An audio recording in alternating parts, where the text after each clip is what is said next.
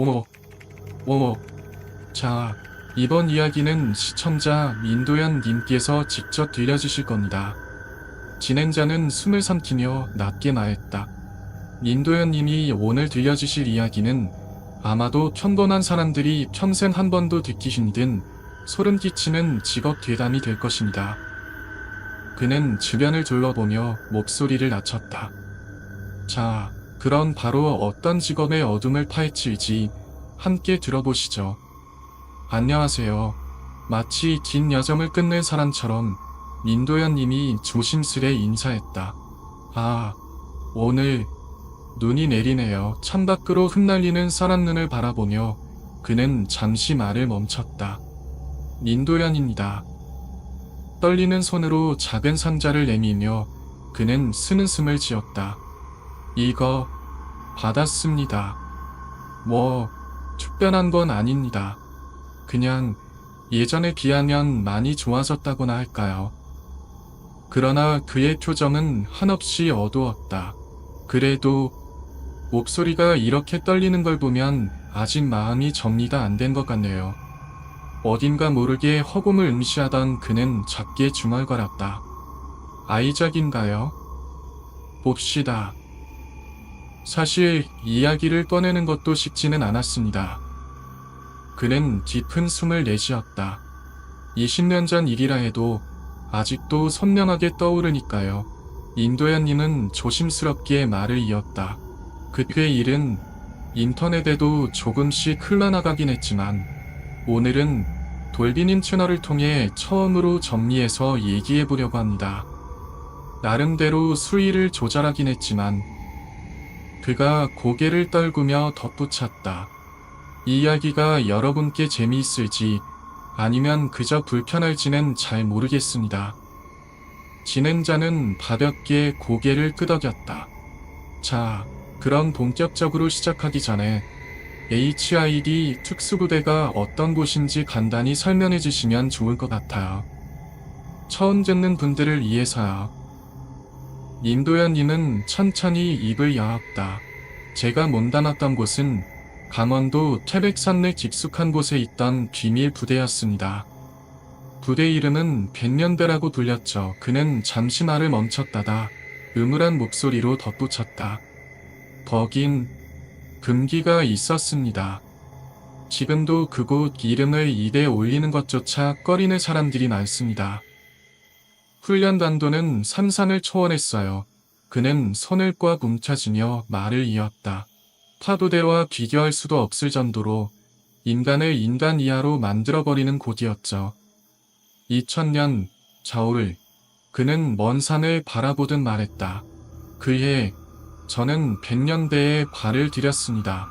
그리고 무려 5년 동안 그곳에서 버텼습니다. 우리는 계급이 없었습니다. 민도현님은 입술을 깨물며 설명했다. 서로를 이름으로 부르지 않았고 계급장을 다는 일도 없었어요. 서류에도 군번이 기록되지 않았습니다. 그는 씁쓸하게 웃었다. 나중에 산으로 돌아와 취업 준비를 할 때 군번을 쓰라고 하는데 저는 군번이 없었습니다. 그때마다 사람들은 물었어요. 그는 허공에 대고 묻는 듯 중얼거렸다. 군대 갔다 온 사람이 군번을 모른다고. 어느 날은 취업 담당자가 책상을 펀치며 외쳤습니다. 임도현님은 주먹을 불끈 쥐었다. 그건 말이 안 돼. 도대체 어디 다녀온 거야. 그럴 때마다 저는 속으로 중얼거렸습니다. 그는 깊은 어둠 속을 걷는 듯한 목소리로 말했다. 차라리 모른 척해줘야. 나도 기억하고 싶지 않으니까. 민도현님의 말은 점점 낮고 무겁게 가라앉았다. 백년대에서 우리는 사람이 아니었습니다. 이름도 기록도 존재조차 없는 그림자 같은 존재였어요. 그리고 그는 마지막으로 깊게 숨을 들이쳤다. 그곳에서 벌어진 일들은 세상에 절대 알려져서는 안 되는 이야기들이었습니다. 우리 부대 백년대의 훈련은 글쎄요, 민도현님은 고개를 천천히 저으며 말했다. 타부대와 직접 비교할 순 없겠지만 딱 하나 몸이 느끼는 감각만큼은 확실히 달랐습니다. 5년 동안 그는 깊게 숨을 내쉬었다. 우리는 단 한 번도 외출, 외박은커녕 가족에게 전화 한 통조차 할 수 없었습니다. 거기서는 우리를 완전히 정리시켰어요. 민도현님은 눈을 감았다 떴다. 그걸 일본 교육이라고 불렀습니다. 아예 바깥 세상과 모든 연결을 끊어버리는 겁니다. 오직 편지만 허락됐죠. 그는 어둡게 웃었다. 하지만 편지를 보내는 것도 받는 것도 상상할 수 없을 만큼 까다로웠습니다. 가령 누군가 저에게 밥은 먹었냐고 쓴 편지를 보냈다고 해봅시다. 민도현님은 허공을 바라보며 말했다. 제가 답장을 써서 밥 먹었어라고 적으면 그 짧은 문장 하나가 오고 가는데 걸리는 시간이 한 달이 걸렸습니다. 한 달, 그는 다시 한번 힘주어 말했다. 한 끼의 안도를 묻고 밥하는데 말입니다. 지금은 군대도 복진이 체계니 많이 바뀌었다고 들었습니다만 그는 낮게 웃었다. 그때 그곳은 그런 인간적인 배려 같은 건 존재하지 않았습니다. 오늘 제가 말씀드리는 것들은 민도현님은 시선을 피하지 않고 단호히 말했다. 20년 전 산척 깊은 산속 100년배에서 실제로 있었던 이야기입니다. 그리고 많은 분들이 항상 묻죠. 그는 고개를 갸웃하며 따라했다. 거기에 도대체 어떻게 들어간 거냐고. 그 과정을 설명드리겠습니다. 민도현님은 다시 숨을 골랐다. 고등학교를 졸업할 무렵 대부분의 남자들은 군 입대를 준비합니다. 그는 조심스럽게 말을 이었다. 그런데 우리 같은 경우에는 은연중에 색깔이라는 걸 만났습니다. 당시에는 각 지역 경무청마다 비밀리에 색깔 선발을 진행했습니다. 민도현님은 낮게 말했다. 밖으로는 절대 드러나지 않았어요. 조용히 아무도 모르게 곤란했습니다. 선발된 인원들은 지역별로 2차 예선을 치릅니다. 그는 침을 꿀꺽 삼켰다. 걸러지고 또 걸러질 사람들이 정해진 날짜에 한 곳에 모입니다. 서울 용산역, 시계탑 광장. 민도현님은 먼 기억을 꺼내듯 말했다. 지금처럼 깨끗한 역이 아니라 낡고 새붙이 냄새가 진동하던 곳. 모든 지역에서 선발된 인원들이 그날 그 시간 시계탑 아래로 모였습니다. 그곳에서 우리는 기다리고 있는 낡은 버스들을 봤습니다. 그는 어둡게 웃었다. 목적지는 알려주지 않았습니다. 그냥 모두 조용히 탑승했어요. 버스는 우리를 정체를 알 수 없는 운동장으로 데려갔습니다. 민도현님은 천천히 고개를 저었다. 그곳에서 체력 검정이 진행됐습니다. 분위기는 그는 말을 삼켰다. 웃음이 넘쳤습니다. 하지만 그 웃음은 진짜가 아니었어요.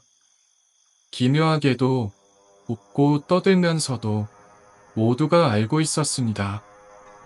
그는 깊게 눈을 감았다. 이 길은 이제 돌아갈 수 없는 길이라는 걸. 감독관들도 우리를 완벽히 파악하지 못했습니다. 민도현님은 입술을 굳게 다물었다. 그들은 마치 거칠게 살아나는 형들처럼 우리를 쳐다봤어요. 부족한 걸 짚어주고 다그치면서도 속으로는 이놈들이 어디까지 버틸까 궁금해하는 듯한 눈빛이었습니다. 그러나 결국 안에서 살아남는 건 단 하나. 그는 손가락을 세워 강조했다. 자신감입니다. 그래서였을까요? 민도현님은 쓸쓸히 웃었다. 서툴러도 좋다. 무너지더라도 좋다. 오로지 버티고 살아남겠다는 마음만 있으면 겨우 통과할 수 있었습니다. 검진이 끝나면 그는 낮게 말했다. 처음 모인 인원의 25%에서 30%만이 최종 합격했습니다. 나머지 70%는 조용히 탈락했습니다. 선발이 끝나고 나면 그는 주변을 둘러보며 말을 이었다. 가장 인상이 차가운 감독관이 우리 앞에 서서 말합니다. 지금부터 너희는 상의인이 아니다.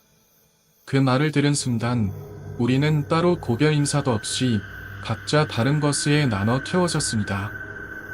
인도연이는 손끝이 떨리는 걸 감추려 주먹을 움켜쥐었다. 그리고 세상과는 완전히 단절되었습니다. 버스에 오르는 순간 선택은 끝났습니다. 그는 낮게 읊조렸다. 노력한다고 돌아갈 수 있는 길이 아니었어요. 어떤 녀석은 웃으며 나중에 만나자고 했고, 인도연이는 멀리 사라지는 버스를 바라보는 듯한 눈으로 말했다. 어떤 녀석은 버스에 오르기도 전에 얼굴이 새하얗게 지몄습니다. 그때 감독관이 마지막 경고를 했습니다. 그는 신을 주어 말했다. 이제부터 너희는 선택받은 게 아니다. 버키는 자만 살아남는다. 그 말을 듣는 순간 소름이 끼쳤어요. 인도연이는 턱을 굳게 다물었다. 정식 입소가 시작되었고 그 순간부터 우리 모두는 평범한 남자가 아니었습니다. 이 과정을 준비할 때 그는 기억을 더듬었다. 당시 실장님이라는 사람이 이렇게 말했어요. 아침에 집에서 나올 때 마음 단단히 먹어. 오늘 떨어지지 않으면 다시는 집에 못 돌아온다고 생각해. 그 말을 듣고도 다들 농담처럼 웃었지만 그는 어깨를 움츠렸다. 웃음 뒤에는 묘한 불안감이 끈적하게 맴돌았어요. 시험이 끝난 뒤 합격자와 불합격자를 가르는 시간이 왔습니다. 인도연이는 숨을 삼켰다. 그리고 마지막까지 나는 우리에게 또 한 번 시험이 찾아왔습니다. 버스에 올라타고 얼마 지나지 않아 그는 말했다. 갑자기 감독관이 올라탔습니다. 그는 우리에게 명령했습니다. 인도연이는 감독관의 목소리를 흉내냈다. 절대 창밖을 보지 마. 창밖을 보지 말라. 그는 그 말을 곱씹었다. 말이 이상하죠? 오히려 그렇게 말하면 더 보고 싶어지는 법입니다. 그리고 당연히 몇몇 녀석들이 고개를 돌렸습니다. 그 순간 인도연이는 손을 움켜쥐었다. 창밖에는 서리가 낀 창문 너머로 검은 무언가가 스쳐 지나갔습니다. 감독관들은 미리 준비라도 한 듯 바로 그 녀석들을 끌어내렸습니다. 인도연이는 낮게 나했다. 이름도 번호도 부르지 않았어요. 너. 그렇게 두 명이 버스에서 끌려나갔습니다. 그들이 어디로 갔는지 인도연이는 고개를 저었다. 아무도 알지 못했습니다. 그리고 그 순간 우리는 깨달았습니다. 그는 숨죽이며 덧붙였다. 여기는 진짜로 아무나 들어오는 곳이 아니구나. 시험이 끝나고 인도연이는 조용히 말했다. 합격자와 불합격자가 정리되었습니다. 그런데 마지막까지 나는 우리에게 또 하나의 이상한 테스트가 기다리고 있었어요. 그는 목소리를 낮추었다. 그 순간 저는 깨달았죠. 이것도 시험이구나. 합격자 명단이 발표되자 우리는 노심히 버스에 올라탔습니다. 인도연이는 고개를 저었다. 버스가 천천히 출발할 때쯤 아까 줄 서 있던 감독관들이 자연스럽게 버스에 탑승해 있더군요. 그들은 친근하게 웃으며 이렇게 말했습니다. 그는 웃는 듯 말했지만 눈빛은 얼어붙어 있었다. 조금 있다가 어디로 가는지 물어봐도 좋아. 근데 한 가지만 주의해. 곧이어 차 안에는 묘한 긴장감이 돌기 시작했습니다. 인도연이는 어둡게 말했다. 절대 창밖을 보지 마라. 감독관이 단호하게 말했습니다. 항상 그렇죠. 보지 말라면 꼭 고개를 돌리는 사람들이 있어요. 그는 씁쓸하게 웃었다. 결국 누군가 창밖을 몰래 훔쳐보았습니다. 그리고 그 순간 민도현이는 손을 움켜쥐었다.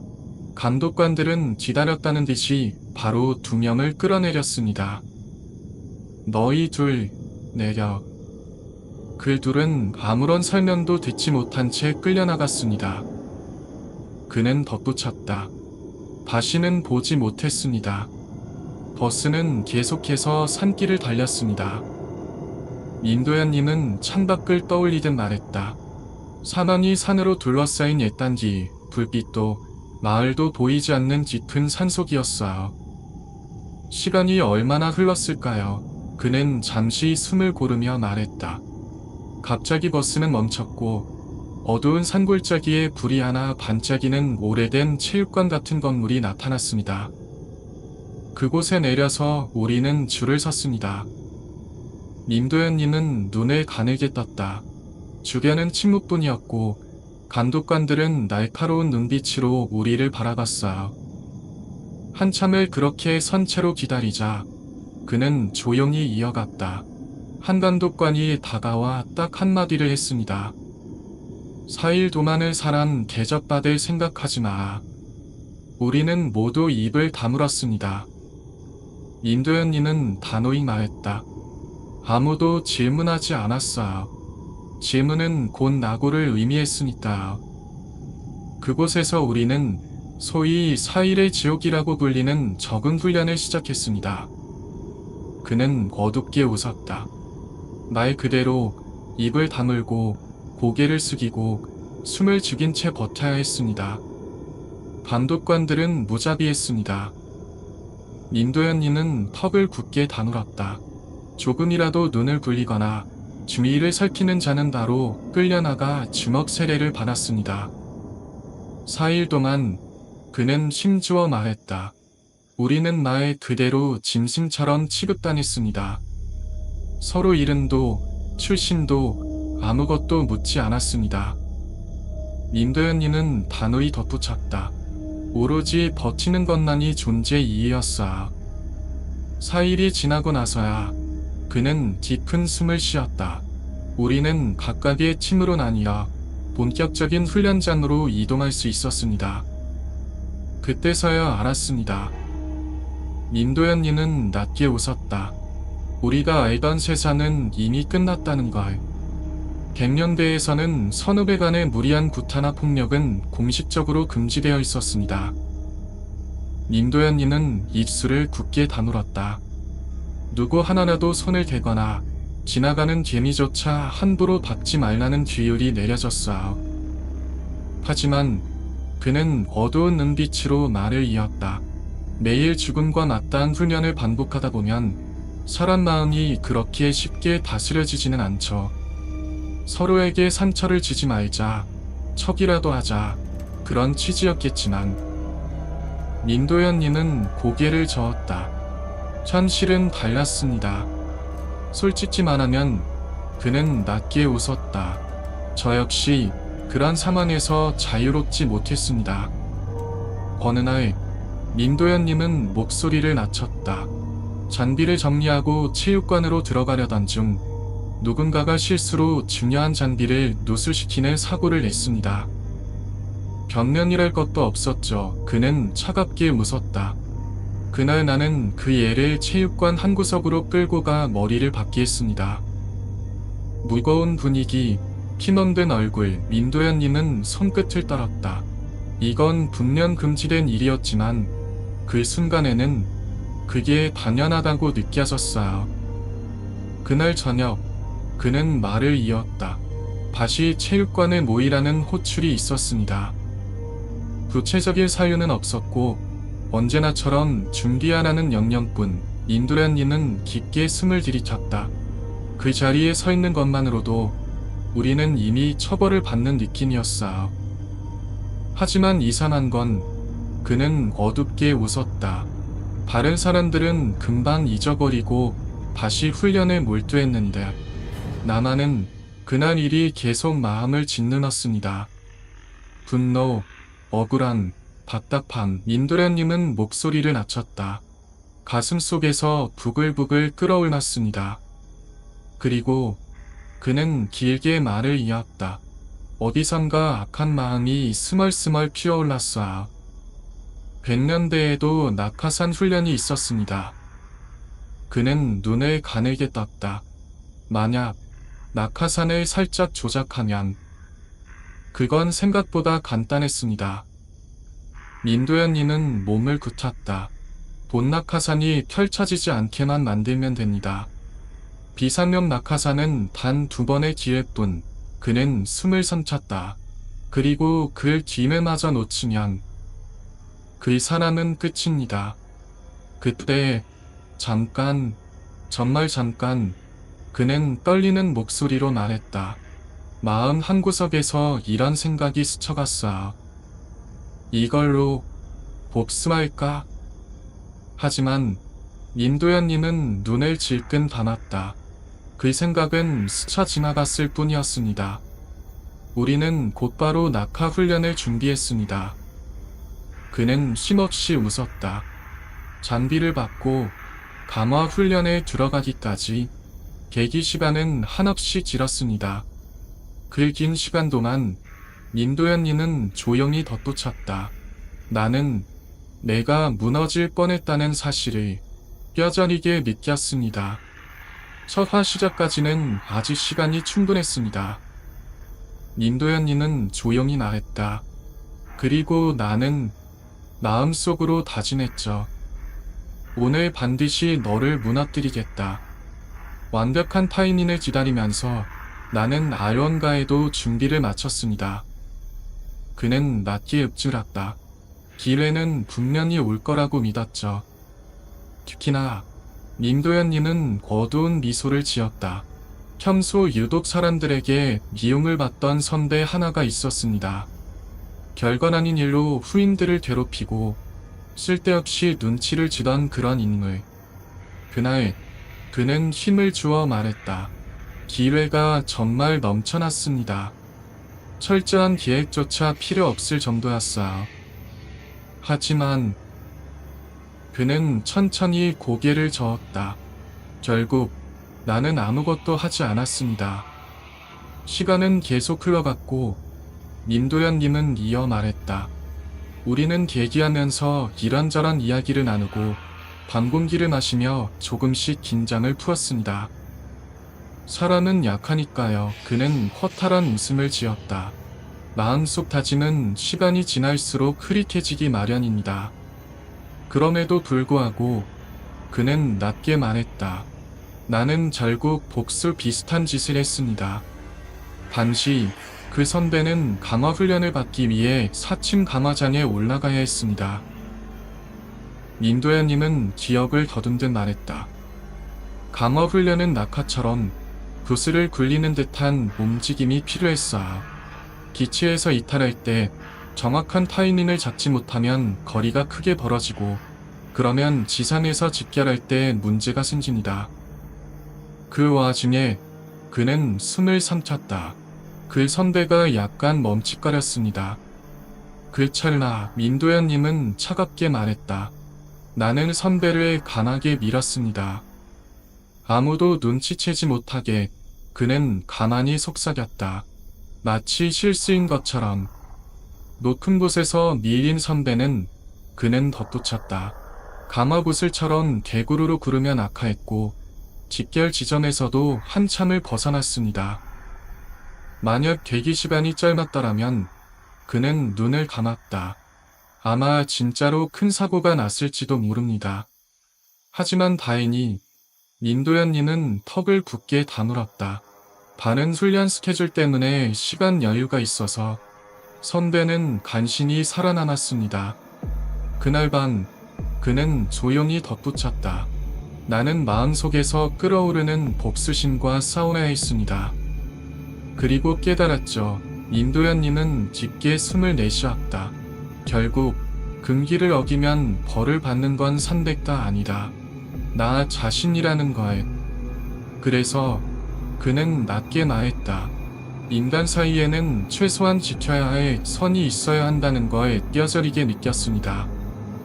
겸양이라는 곳은 민도현님은 천천히 고개를 끄덕였다. 사람을 사람답게 만들기도 하고 짐승으로 만들기도 합니다. 오늘 들려드린 이야기는 그는 부드럽게 웃었다. 귀신이나 괴담 같은 건 아니었죠. 하지만 그는 단호히 말했다. 이 현실이야말로 어쩌면 가장 무서운 공포 아닐까요?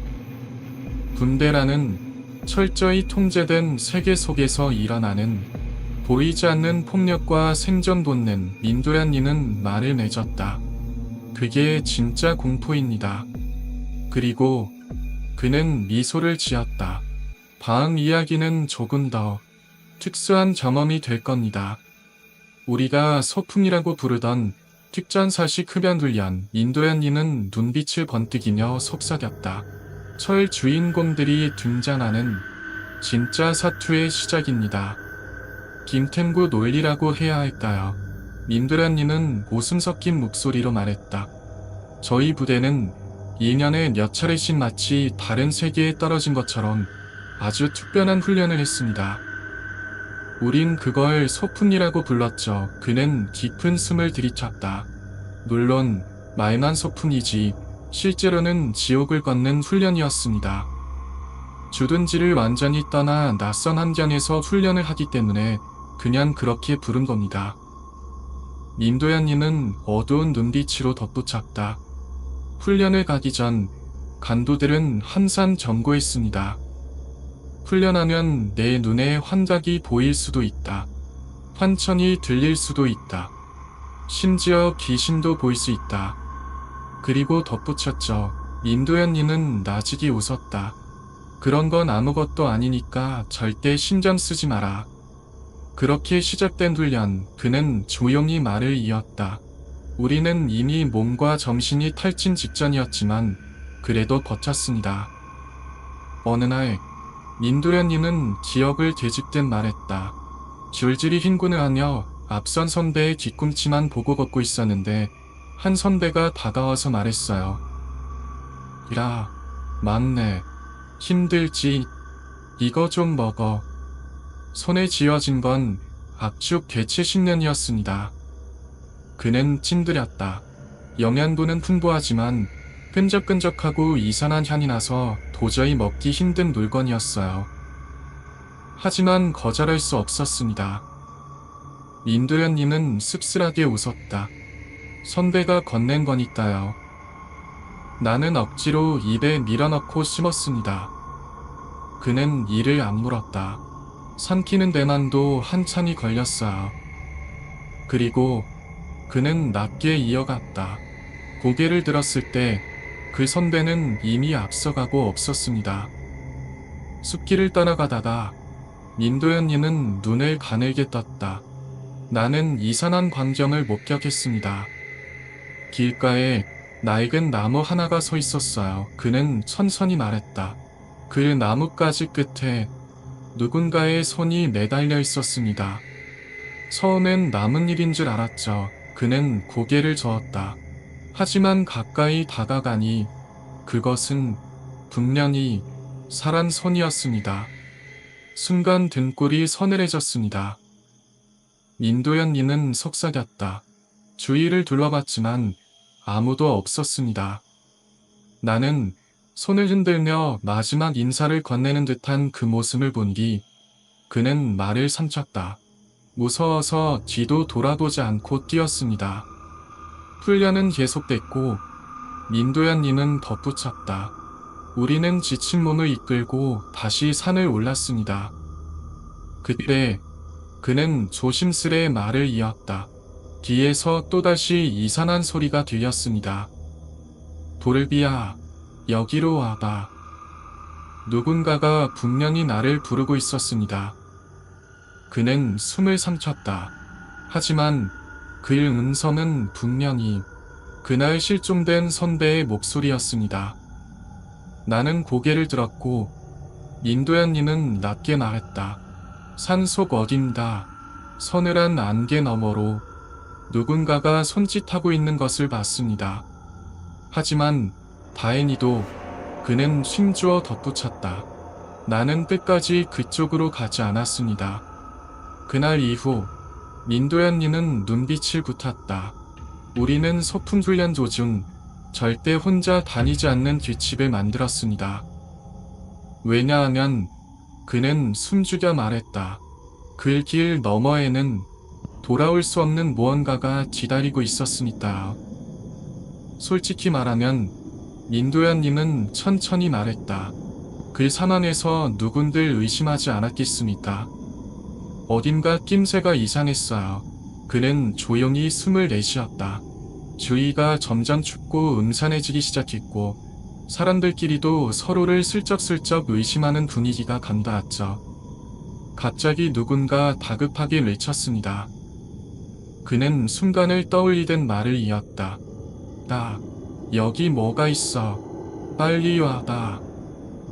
모두가 얼굴이 굳은 채 달려갔습니다. 민도현님은 목소리를 낮췄다. 눈빛은 이미 평소의 그것이 아니었어요. 초조하고 날카롭고 어디선가 불안이 퍼져나가고 있었습니다. 우리가 도착했을 때 그는 말했다. 거기엔 뭔가 이상한 것이 있었습니다. 처음에는 단순히 반짝이는 돌덩이처럼 보였어요. 민도현이는 고개를 저었다. 하지만 가까이 다가가니 그건 분명히 자연물이 아니었습니다. 손으로 만져보려 하자 그는 숨을 삼켰다. 이질적인 감촉이 느껴졌습니다. 매끄럽지만 끈적이는 표현. 순간 모두가 멈췄어요. 민도현이는 심지어 말했다. 그제야 깨달았습니다. 우리가 보는 이건 환각이라는 걸. 하지만 그는 이를 안 물었다. 그 순간에는 도저히 현실 감각을 붙잡을 수 없었어요. 누군가는 진짜라며 울부짖었고 그는 덧붙였다. 누군가는 무작정 달려가다 넘어졌습니다. 우리가 정신을 차렸을 때 민도현님은 조용히 말했다. 앞에 민가가 하나 보였습니다. 깊은 산속, 발빛이 스치듯 비치는 작은 초가집. 그는 눈을 가늘게 떴다. 그곳은 정말로 존재하는 것처럼 보였습니다. 사령관은 훈련 시작 전에 말했었습니다. 민도현님은 기억을 떠올렸다. 훈련 중 민가를 발견하면 절대 가까이 가지 말 것. 신면 절치는 금지다. 단 한 번의 접촉만으로도 모든 작전은 무효다. 하지만 그는 씁쓸히 웃었다. 그 순간 그런 뒷집엔 아무 소용이 없었습니다. 살아남아야 했으니까요. 민도현이는 낮게 말했다. 배가 고팠고 탈진했고 정신은 이미 한계에 다다라 있었습니다.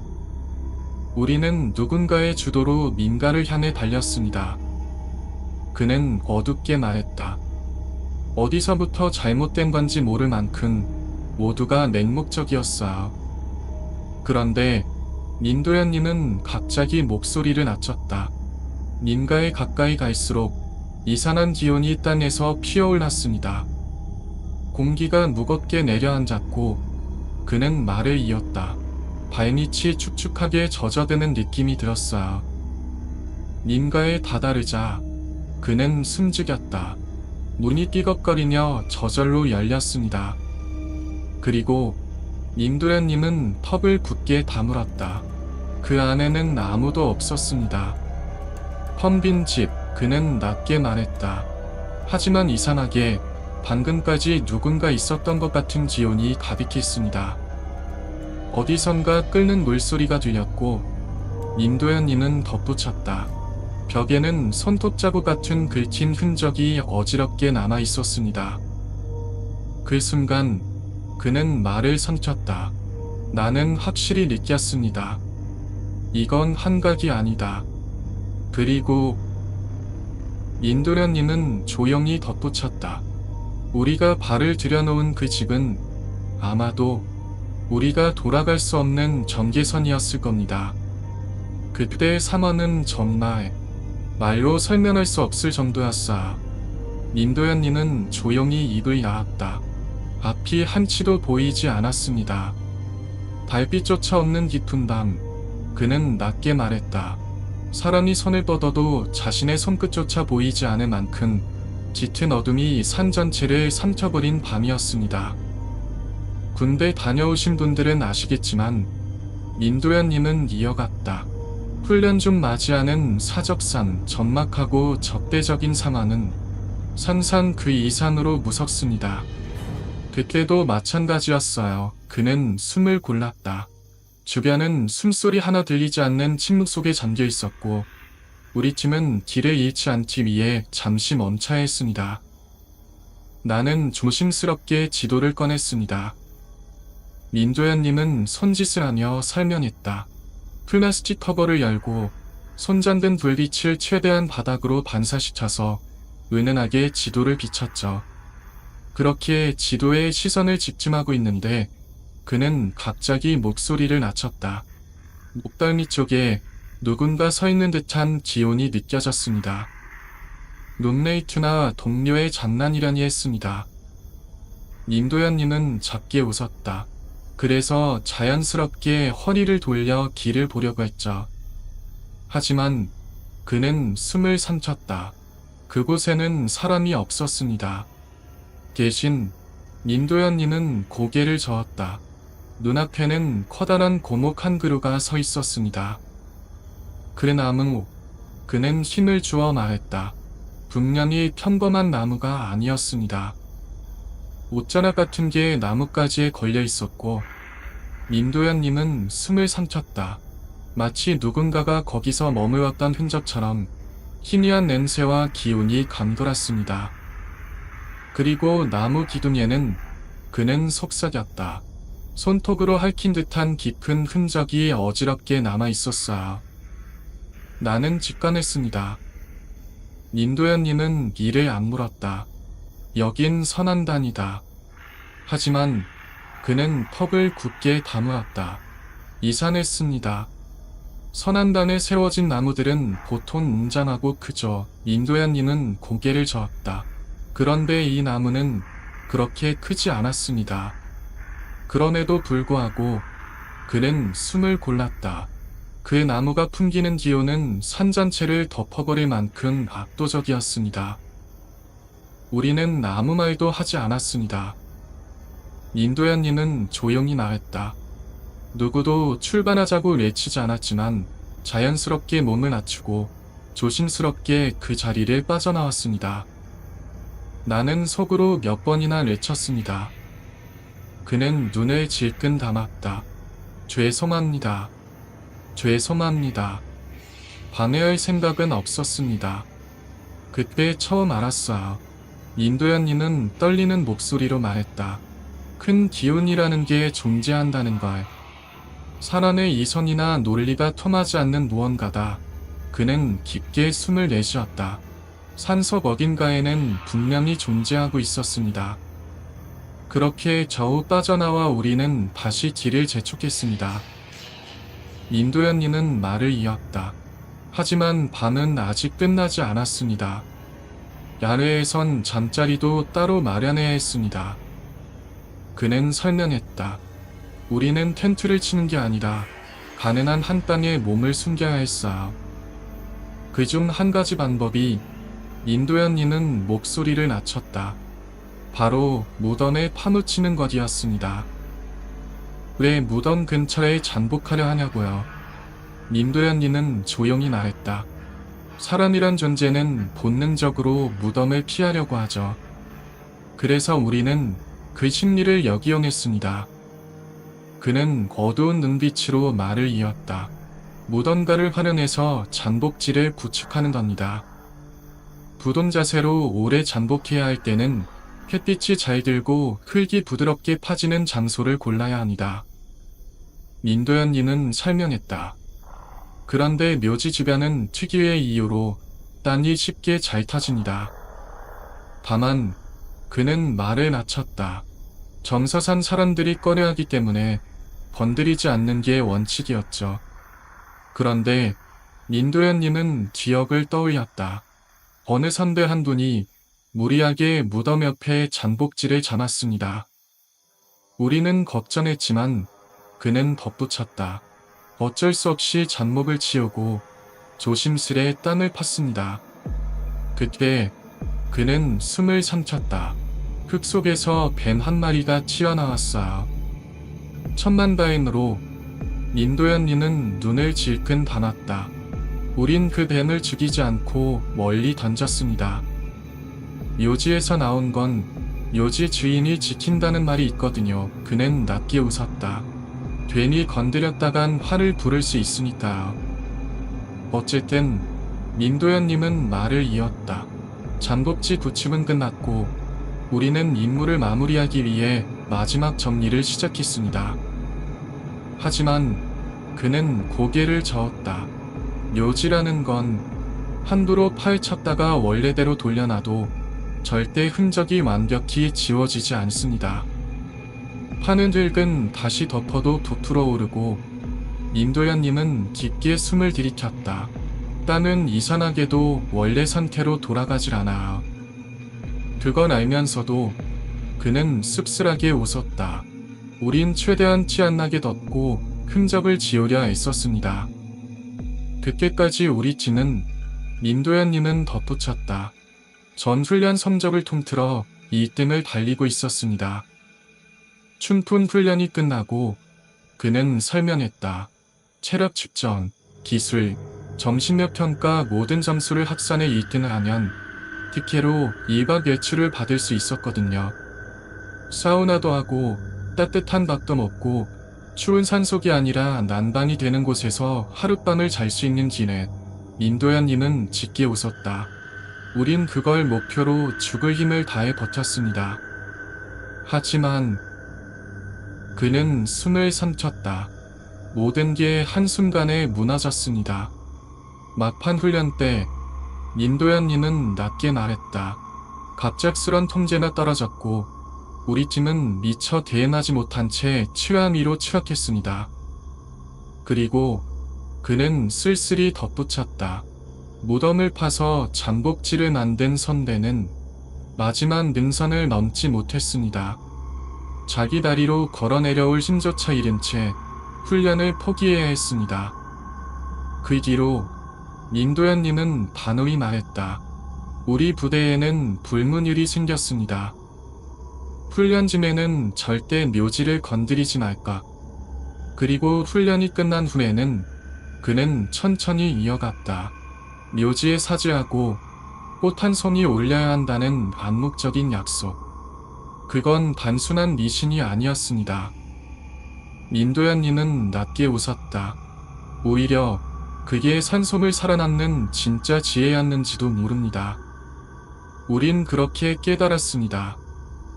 그는 속삭였다. 이 산에는 인간이 감히 넘볼 수 없는 것들이 함께 살아간다는 걸. 들이먹으면 민도현님은 조용히 말했다. 그날은 정말 훈련이 순조로웠습니다.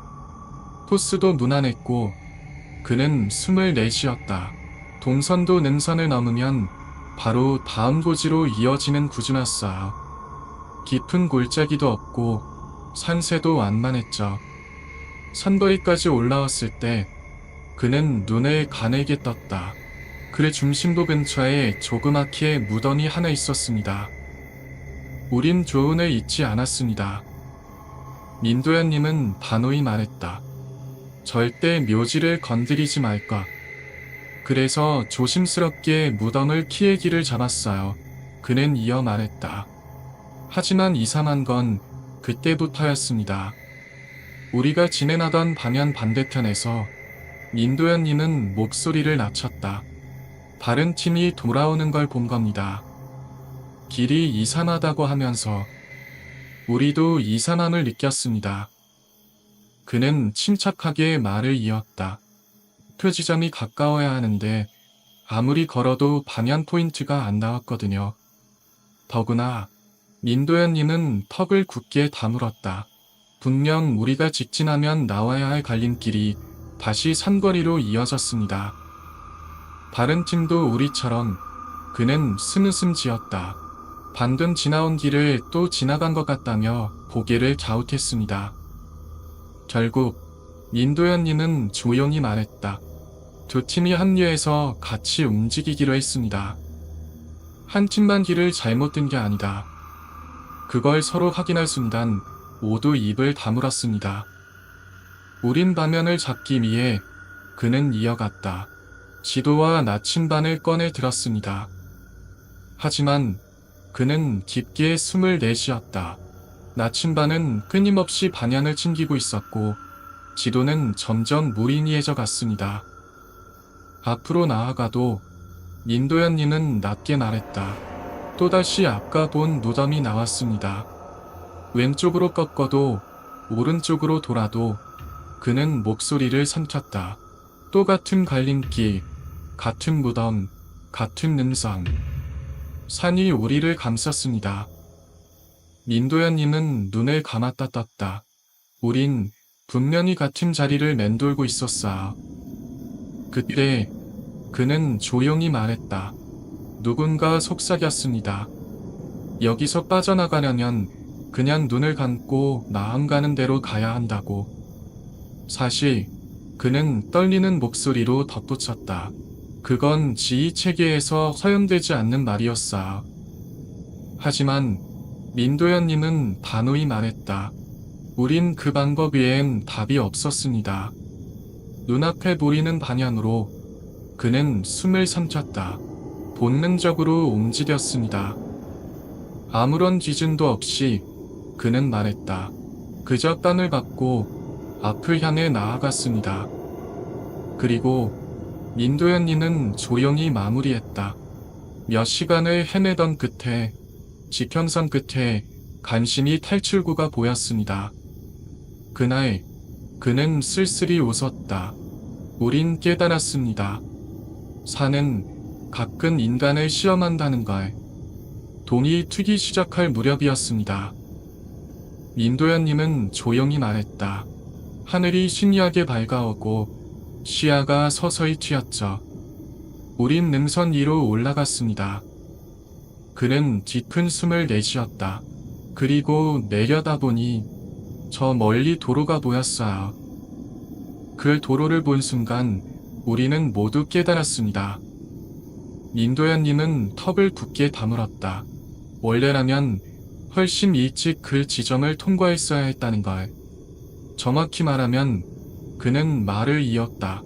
도로를 가로질러 다음 등선으로 넘어가 전복지를 구축했어야 했는데 밤새 방향을 잃고 산을 빙빙 돌다 결국 처음 출발한 지점으로 되돌아온 거였습니다. 지도를 펴놓고 정리해보니 민도현님은 고개를 저었다. 우리가 무덤 주변을 중심으로 크게 원을 그리며 헤맸던 게 드러났습니다. 그때 그는 조심스레 덧붙였다. 우리끼리도 은연중에 느꼈습니다. 이건 단순한 방향 감각의 실수가 아니다. 물론 객관적으로 보면 민도현님은 현실적인 말투로 말했다. 다음에 지도 확인을 더 철저히 하면 될 문제였죠. 하지만 그는 낮게 웃었다. 우리끼리는 알았습니다. 그날 무덤을 침범했던 것이 이 상황을 부른 거라고. 아무도 크게 떠들지는 않았지만 민도현님은 눈을 가늘게 떴다. 모두가 암묵적으로 받아들였습니다. 우린 무언가를 건드렸다. 그래서 그는 덧붙였다. 그 후로는 훈련이 끝난 뒤 조용히 무덤 근처에 찾아가 꽃을 마치고 고개를 숙였습니다. 그게 산에서 살아남는 법이었으니까. 그런데 민도현님은 갑자기 목소리를 낮췄다. 사실 그날 밤 단순히 길을 잃는 것만이 전부가 아니었습니다. 훈련 중에 그는 숨을 삼켰다. 난 귀신을 봤습니다. 그 이야기는 민도현님은 잠시 망설이다가 이어갔다. 훈련 마지막 정리 작업 때 벌어졌어요. 쓰레기통을 비우는 일이었습니다. 그는 기억을 떠올렸다. 새마을관에서 소각장까지 약 300m. 멀지 않은 거리지만 중간에 작은 기울도 하나 건너야 했고 산화는 온통 숲이었어요. 소각자는 민도현이는 조용히 말했다. 낡은 돌담으로 둘러싸인 오래된 곰터였습니다. 밤새 훈련으로 지친 몸을 이끌고 그는 덧붙였다. 나는 마지막 쓰레기 봉투를 들고 소각장으로 향했습니다. 그때는 민도현이는 가만히 말했다. 주위가 아직 어둑했고 숨에서는 서늘한 바람이 불어왔어요. 돌담 너머로 쓰레기를 넘기려는 순간 그는 숨을 삼켰다. 나는 분명히 봤습니다. 밤장 너머 민도현이는 천천히 고개를 숙였다. 희미한 달빛 아래 하얀 옷을 입은 누군가가 서 있었습니다. 그 존재는 그는 낮게 말했다. 분명히 나를 보고 있었습니다. 숨이 멎는 것 같았어요. 민도현이는 말을 삼켰다. 그저 멍하니 그 존재를 바라보다가 본능적으로 뒷걸음질 쳤습니다. 하지만 그는 덧붙였다. 뒤돌아봤을 때 저기엔 아무도 없었습니다. 그리고 민도현이는 눈을 감았다 뜨며 말했다. 나는 이해했습니다. 산은 살아있는 존재다. 그리고 그날 밤 산은 우리를 지켜보고 있었다. 소각자 나는 생각보다 좁았습니다. 민도현이는 낮게 말했다. 그냥 간단히 쓰레기를 소각하려고 만든 곳이라 입구를 지나면 바로 정면에 의자 하나가 덩그러니 놓여 있었어요. 근데 그는 숨을 삼켰다. 그 의자에 누군가가 앉아 있었습니다. 아무도 없어야 할 시간, 아무도 있을 수 없는 곳에. 처음엔 순간적으로 착각이라고 생각했어요. 민도현이는 고개를 저었다. 그래서 제대로 보지도 않고 일부러 주변만 힐끗거리면서 취하려고 했습니다. 하지만 그는 목소리를 낮췄다. 노심코 다시 고개를 돌렸을 때 그 존재가 분명히 보였어요. 사람 형태였지만 그는 천천히 이어갔다. 형체가 뿌옇게 반투명했습니다. 마치 오래된 흑백 사진이 흐릿하게 떠있는 것처럼. 그 존재는 민도현님은 눈을 가늘게 떴다. 정면에 앉은 채 아무 말 없이 나를 바라보고 있었습니다. 그는 조용히 말했다. 표물만 보려는 척하며 애써 시선을 외면했습니다. 애써 부정했습니다. 민도현님은 스무슴 지었다. 아니야, 잘못 본 거야. 분명히 착각이야. 그렇게 그는 말을 이었다. 온몸에 소름이 돋는 걸 억지로 참으면서 일을 끝내고 소각장을 나왔습니다. 나오는 길에도 그는 고개를 저었다. 나는 뒤를 돌아보지 않았습니다. 그저 천천히, 아주 천천히 생활관 쪽으로 발을 옮겼습니다. 처음엔 일부러 천천히 걸었어요. 민도현이는 씁쓸히 웃었다. 그 존재가 진짜였다면 내 뒤를 따라오지 않을까 싶어서. 하지만 그는 이어 말했다.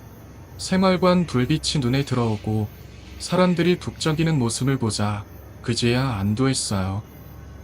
급하게 걸음을 재촉해서 그는 숨을 삼켰다. 생활관으로 끼려들듯 들어갔습니다. 들어가자마자 민도현님은 조용히 말했다. 나는 바로 옆 생활관에 있던 선배를 찾아갔어요. 그 선배는 그는 덧붙였다. 훈련 중 선두를 맡았던 사람이었고 단단도 있고 믿음직한 사람이었어요. 혹시 민도현님은 그때를 떠올렸다. 혹시 그쪽도 이상한 거 본 거 없습니까? 하지만 그는 고개를 저었다. 선배는 그냥 웃어남겼습니다. 예의, 피곤해서 헛것 본 거지. 다행히 민도현님은 숨을 내쉬었다. 그날 이후 내게 소각장에 갈 일이 생기진 않았습니다. 하지만 그는 낮게 말했다. 당시 그 경험은 누구에게도 쉽게 털어놓을 수 없었습니다. 괜히 민도현님은 덧붙였다. 후배들에게 이야기했다가 이상하게 소문이라도 나면 생활 자체가 어려워질 테니까. 그렇게 그는 속삭였다. 나는 입을 다물었습니다. 그리고 민도현님은 짧게 웃었다. 오랜 시간이 지나고 이제서야 조심스럽게 꺼내봅니다. 그날 소각장에서 봤던 그 존재는 그는 조용히 말을 맺었다. 정말 사람이었을까? 분명히. 민도현님은 조용히 입을 여었다. 나 말고도 이런 걸 겪을 사람이 있었을 겁니다. 그날 밤 그는 숨을 삼켰다. 생활관에서 귀신을 봤다는 이야기를 훈련 중 바로 들을 수 있었습니다. 한참 훈련이 끝나고 동료들이 부산단한 걸 정리하고 있을 때였어요. 민도현님은 지역을 떠올렸다. 백록이라는 별명을 가진 50대 기관병 한 명이 있었는데 팔꿈치와 무릎이 다 까진 채 돌아왔습니다. 겉으로는 별일 아니다라고 했지만 그는 천천히 고개를 저었다. 그 표정이 뭔가 달랐습니다. 다들 의심스러운 눈빛으로 물었죠. 민도현님은 이어갔다. 대체 무슨 일이 있었냐고. 처음엔 웃으며 얼버무리더니 그는 눈을 가늘게 떴다. 결국 조심스럽게 입을 열었습니다. 회원님, 백록이 속삭였습니다. 혹시 중간 도군로 언덕에서 귀신 같은 걸 본 적 있으세요? 그 말을 듣는 순간 민도현님은 심장이 쿵 내려앉는 걸 느꼈습니다. 백록은 계속해서 말을 이어갔습니다. 그는 조용히 덧붙였다. 훈련 중 자정쯤 식사를 끝내고 생활관으로 돌아가던 길이었다고 합니다. 그날따라 민도현님은 어둡게 말했다. 식단에서는 따로 죽을 준비해 놓았다고 했어요. 팥죽이었는지 무슨 죽이었는지는 모르겠지만 훈련으로 탈진한 동료들은 식사를 마치고 생활관으로 향했습니다. 그는 숨을 골랐다. 생활관은 소각장 아래쪽 산길을 따라 100m 정도 떨어진 곳에 있었죠. 가로등 하나 없는 깜깜한 산길. 민도현님은 조용히 말했다. 나무와 나무 사이로 희미하게 달빛이 비치는 그런 길을 걸어야 했습니다. 그런데 그는 덧붙였다. 백록이 그 길을 걸어가던 중이었습니다. 저만치 앞쪽, 민도현님은 긴장감 어린 목소리로 말했다. 뭔가가 딴바가 뒤에서 꿈틀거리고 있었습니다. 처음엔 그냥 쓰러진 나뭇가지겠거니 했죠. 그는 고개를 저었다. 하지만 가까이 다가갈수록 그건 분명히 움직이고 있었습니다. 마치 그는 숨을 삼켰다. 무언가가 땅속을 기어다니는 듯한 소리. 강원도 산길 특유의 마사토 자갈이 긁히는 소리였어요. 민도현님은 조용히 설명했다. 사각사각, 바스락바스락. 누군가 돌멩이나 판초우이를 질질 끄는 것 같은 불쾌한 소리. 백록은 순간 멈췄습니다. 그는 조용히 말했다. 그 소리는 분명히 땅에서 울리고 있었어요. 기반변들 사이에서는 민도현님은 조심스럽게 덧붙였다. 마사토리에서 끄는 소리가 들리면 절대 사기나러 나가지 말라는 금기가 있었습니다. 그 소리는 그는 숨을 삼켰다. 산속에 오래된 무언가가 깨어나는 소리라고 믿었기 때문이죠.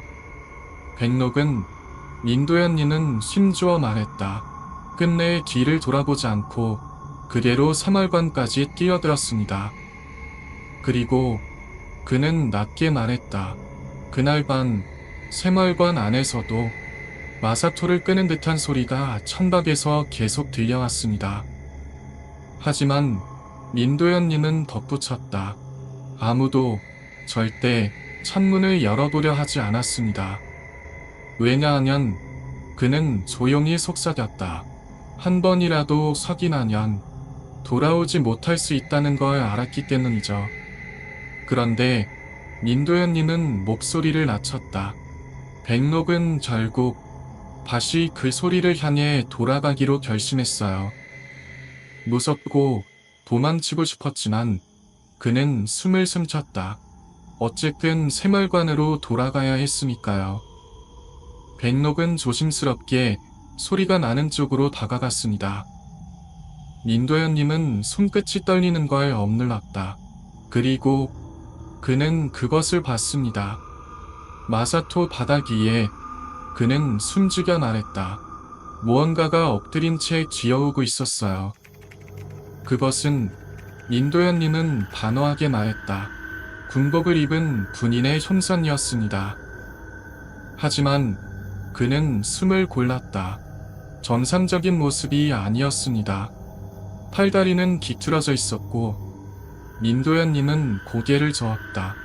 무릎부터 허벅지까지는 마치 야생 동물이 물어뜯은 듯 갈기갈기 찢겨나가 있었습니다. 깔끔한 절단이 아니라 그는 말을 이었다. 살점이 찢겨나간 끔찍한 모습. 그의 존재는 민도현님은 낮게 말했다.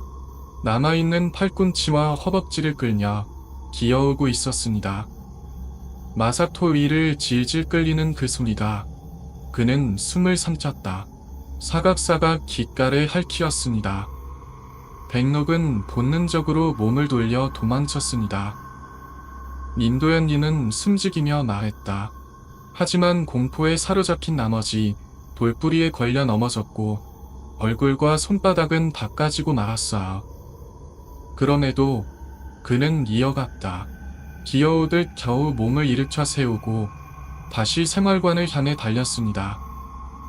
도망치는 내내 민도현님은 낮게 말했다. 자신이 내딛는 발걸음과 똑같은 박자로 사각사각 끌리는 소리가 바로 뒤에서 따라왔습니다. 생활관 문을 겨우 밀어 열고 안으로 들어서자 그는 짧게 숨을 내쉬었다. 소리는 그제야 멈췄습니다. 백록은 그 자리에서 주저앉아 한참 동안 숨을 몰아쉬었습니다. 민도현님은 조용히 말했다. 그리고 다시는 그 길로 가지 않았습니다. 그 다음날 그는 설명했다. 생활관 실장님에게 넘어진 상처를 들키고 한바탕 욕을 먹은 뒤에야 겨우 상황이 마무리됐습니다. 이상한 건 민도현님은 목소리를 낮췄다. 차로 내려가면서 그가 소리를 들었던 그 장소를 다시 살펴봤지만 그곳에는 그는 숨죽여 말했다. 아무것도 없었습니다. 길도 자국도 피 묻은 흔적도 모두가 그는 속삭였다. 처음부터 아무 일도 없었던 것처럼 깨끗했습니다. 그때 민도현님은 조용히 웃었다. 아, 이런 날이 올 줄 알았으면 좀 더 자세히 캐물어 볼 걸 그랬다고 생각했습니다. 지금 와서 돌이켜보면 그는 눈을 감았다 뜨며 말했다. 그 밤은 분명히 무언가가 우리를 시험하고 있었다고 밖에 설명할 수 없습니다. 오늘 이렇게 긴 시간 동안 민도현님은 잔잔히 입을 열었다. HID 특수부대에 있었을 때 실제로 겪었던 여러 가지 일들을 이야기할 수 있어서 정말 감사했습니다. 훈련 중에 겪은 괴담부터 그는 조심스럽게 덧붙였다. 산속에서 길을 잃었던 경험, 그리고 밤중에 마주친 알 수 없는 존재들까지. 그리고 마지막으로 민도현님은 부드럽게 웃었다. 자대에 복귀한 이후 제가 직접 참여했던 조금은 다른 이야기 하나를 소개하면서 마무리하고 싶습니다. 제가 부대를 나온 뒤 그는 이어갔다. 그동안 쌓아온 훈련과 경험을 바탕으로 봉사활동을 시작하게 되었습니다. 간단히 말씀드리면 민도현님은 설명했다. 도리리 컨텐츠에서도 몇 번 소개되었던 실종자 수색 활동 같은 것이었습니다. 민간 잠수부들이 과거 활동이라고 부르는 경우도 있지만 그는 덧붙였다. 우리 쪽에서는 그런 명칭을 쓰지 않았습니다. 우리는 그저 민도현님은 천천히 말을 이었다. 재난 구조 활동, 실종자 수색 활동이라고만 둘렀습니다. 제가 본격적으로 참여하게 된 건 그는 기억을 더듬었다. 2008년경이었습니다. 그때 민도현님은 눈을 가늘게 떴다. 경기 지역에서 두 초등학생이 하천에 빠지는 안타까운 사건이 발생했죠. 그 사건을 계기로 그는 조용히 덧붙였다. 저는 처음으로 수색 봉사활동에 참여하게 되었습니다.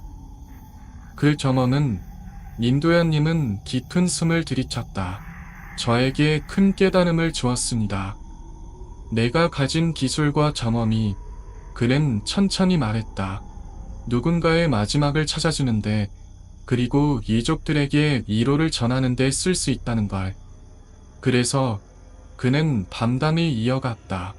그 뒤로도 가능할 때마다 수색 활동에 참여했습니다. 능력을 좋은 곳에 쓰셨네요. 진행자가 따뜻하게 말했다. 감사합니다. 민도현님은 부드럽게 웃었다. 그때 이야기도 다음에 기회가 되면 들려드리겠습니다. 오늘 긴 시간 함께 해주셔서 진심으로 감사드리고, 그는 마지막 인사를 전했다. 혹시 이야기를 들으시면서 무서우셨다면, 그건 어쩌면 현실 속에는 설명할 수 없는 것들이 여전히 존재한다는 작은 증거일지도 모릅니다. 끝까지 시청해주신 여러분들께 진심으로 감사드리고, 민도현님은 고개를 숙였다. 다음에 또 뵙겠습니다. 감사합니다.